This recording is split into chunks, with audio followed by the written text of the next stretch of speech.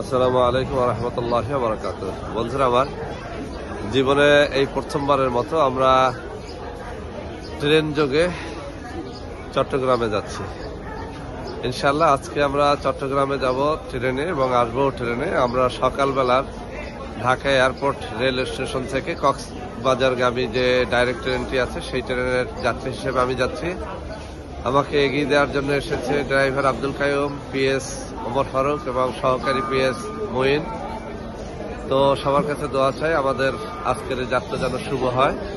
আমরা এই মুহূর্তে রয়েছি ইনশাআল্লাহ ঢাকা এয়ারপোর্ট রেল স্টেশনে। কিছুক্ষণের মধ্যে আমাদের রেলগাড়ি চলে আসবে আর রাতের ট্রেনে আমরা আবার ফিরবো ইনশাআল্লাহ। ওরা আবারও আমাকে এগিয়ে নেওয়ার জন্য আসবে।